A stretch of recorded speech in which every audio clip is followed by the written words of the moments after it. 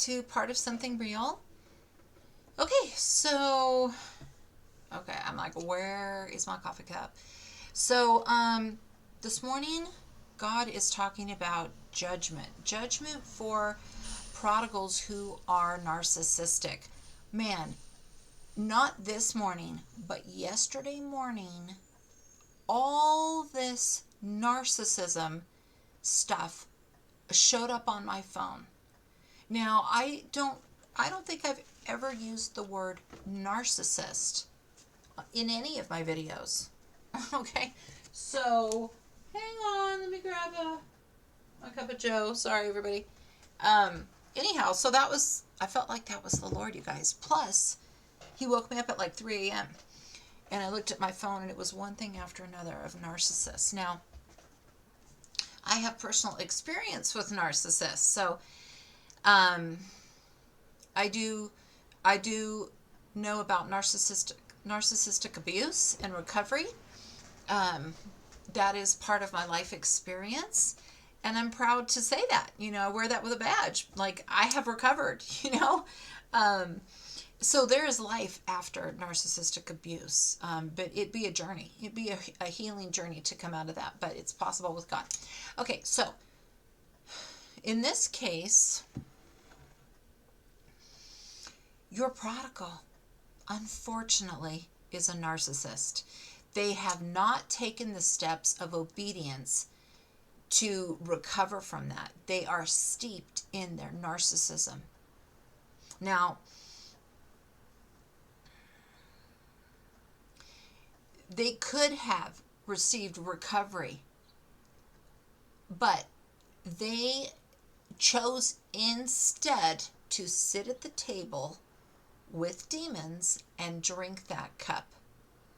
Okay, what kind of parties do you think demons like to go to?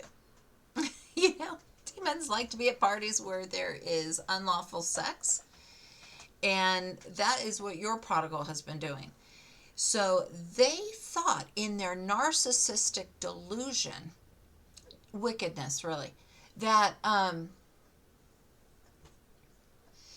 they could sip that drink of sexual sin and then go over to God and cry a tear and think that God would just forgive them. Now, let's remember that these prodigal journeys, some of them are years. They have been playing in God's face for years. Okay?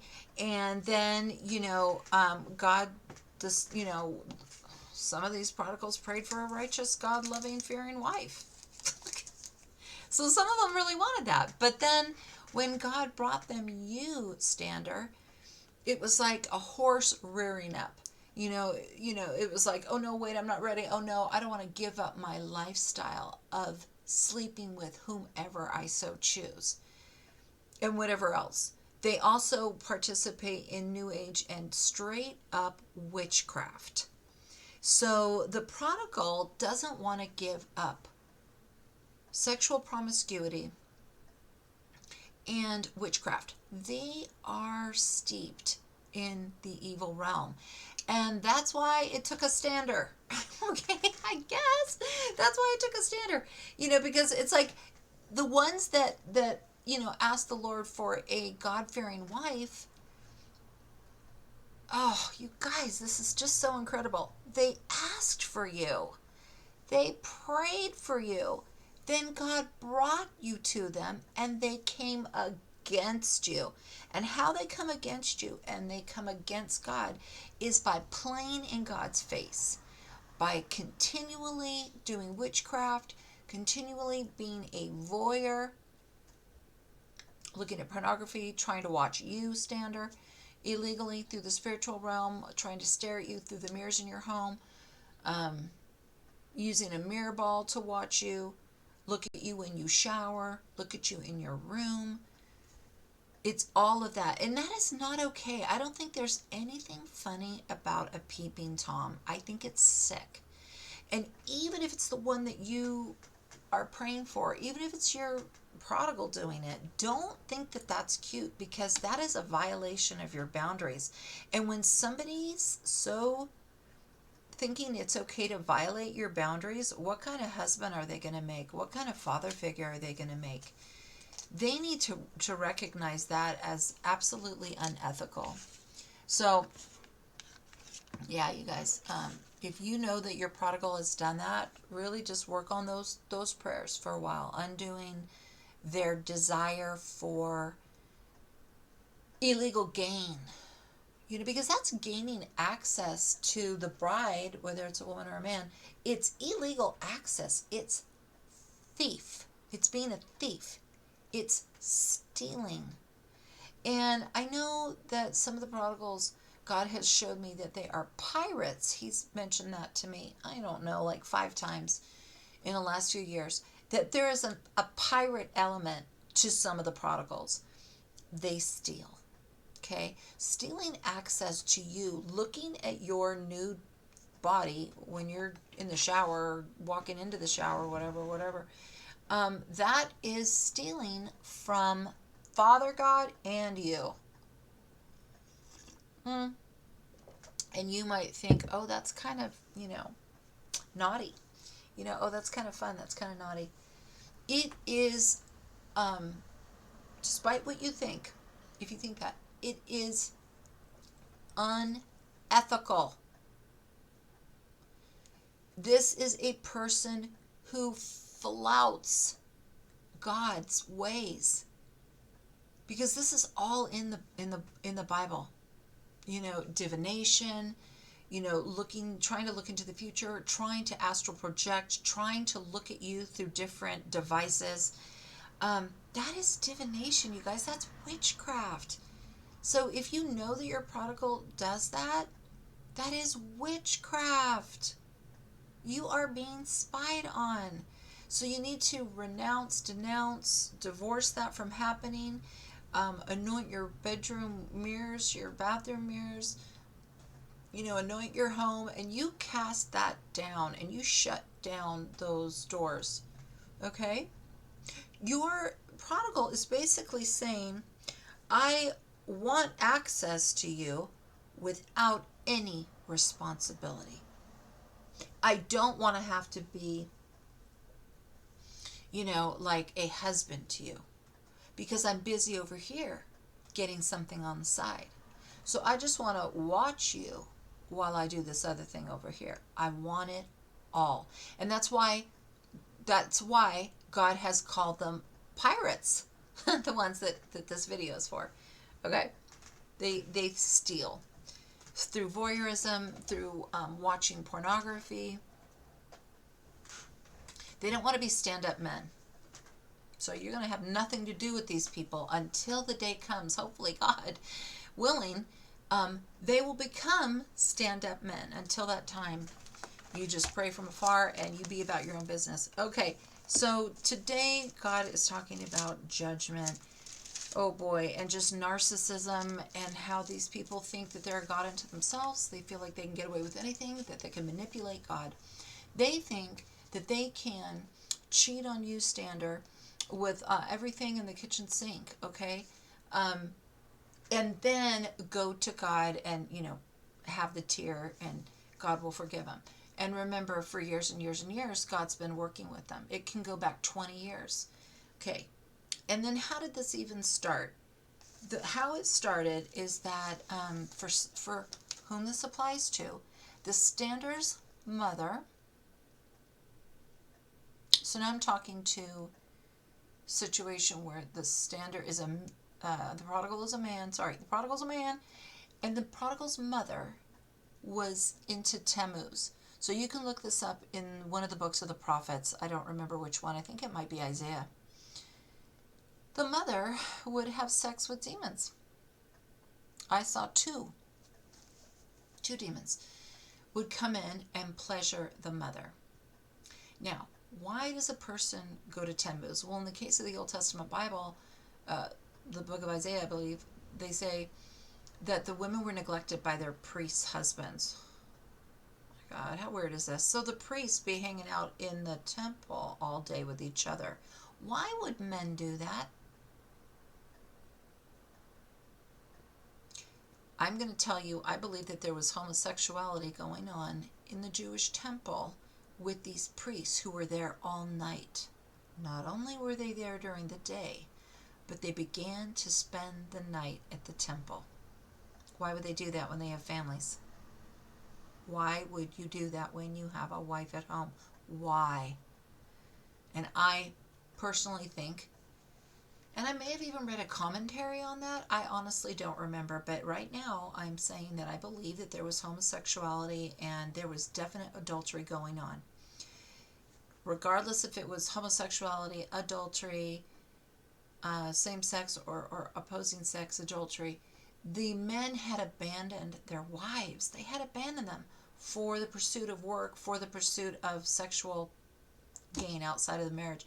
So the women, how did they know about all this? I guess from the times of old, because God said that, you know, if you believe in the Nephilim and all of that, that there were demons that went into women. So anyways, these women turned to demons, and it's called Tammuz. It's a spirit. So your prodigal's mom did that, and that brought the spirits into the family line. So demonic spirits were on that family line having to do with sexual pleasure. This has been a grip, a death grip on the prodigal. And at any time, the prodigal could have come away from it. But they didn't. They didn't. So they were around all these loose women, you know, over the years or months, however long they've been doing prostitution and paying for sex and paying to look at pornography, OnlyFans, calling prostitutes, meeting up with prostitutes, and then just in general, just sleeping around, okay? They could have gotten right because all along the way, God has been warning them, catch it, warning them. So here was the verse that God woke me up with, Psalm 69, verse 22. May the table set before them become a snare. May it be retribution and a trap.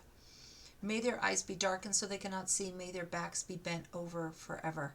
Pour out your wrath on them, God. Let your fierce anger, Lord, overtake them. May their place be deserted. Let there be no one to dwell in their home.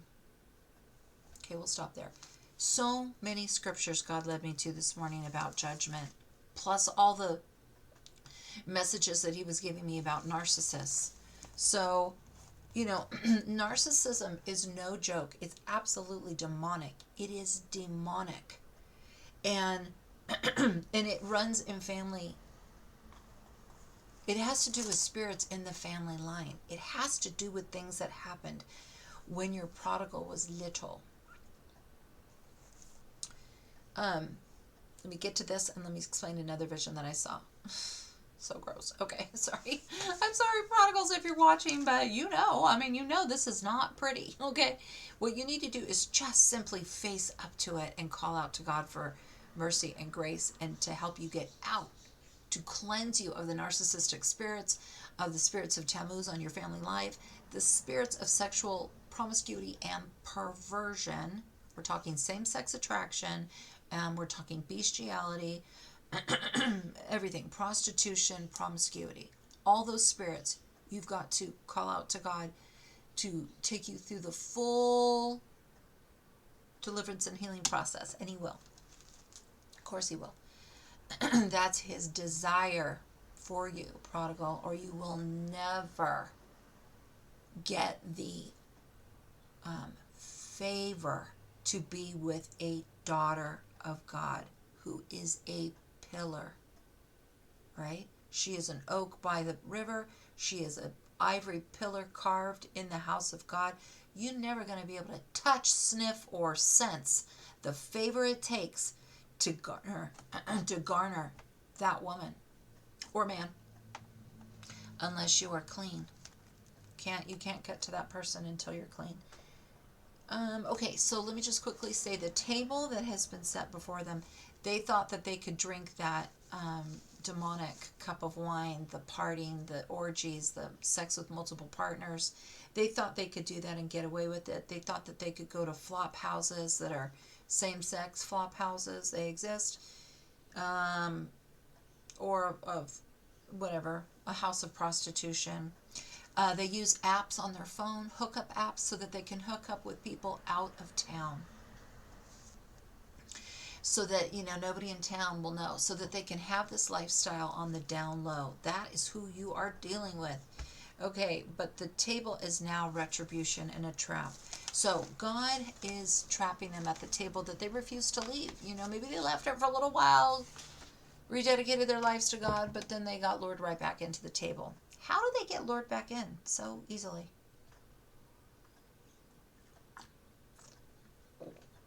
Pride of life. And for Michelle. Okay, so the pride of life. Their eyes. They are a slave to their eyes. They see, the beauty, the youth, the sex appeal around them. And they want it. You guys, God showed me a prodigal that looked like Snuffleupagus in the Sesame Street, but not even as cute. But it had just a massive trunk that was wrinkled. The flesh was wrinkled and gray and lifeless and ugly. And this was like a monster that God showed me. Okay? And the prodigal's trunk was vacuuming up women, vacuuming up sexual conquests. That was all God showed me in that vision.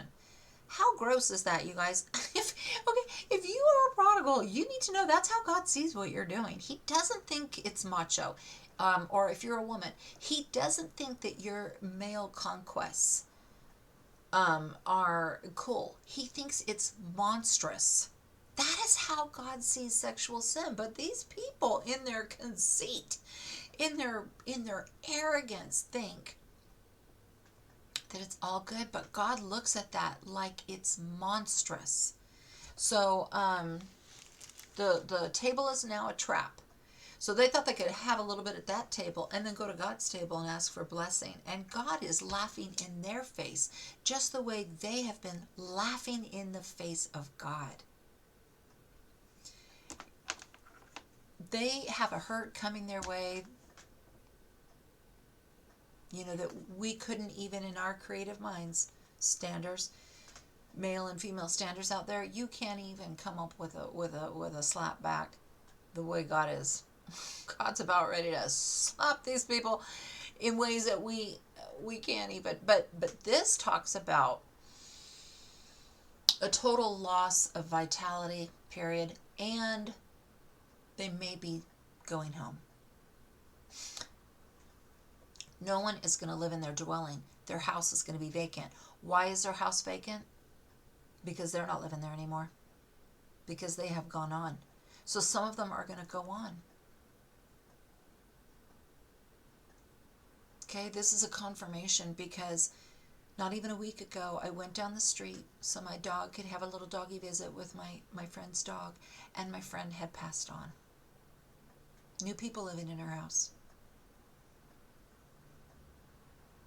So her and the dog were vacant. It was vacant. First I just saw like a vacancy. Like I sensed the house was vacant. Then I came back a second time. There was nobody there. Came back a third time. There were different cars. Came back a fourth time. Finally somebody answers the door and tells me, oh yeah, she passed on. Okay, this all happened within the last 2 weeks. Look at what's going on right now, you guys.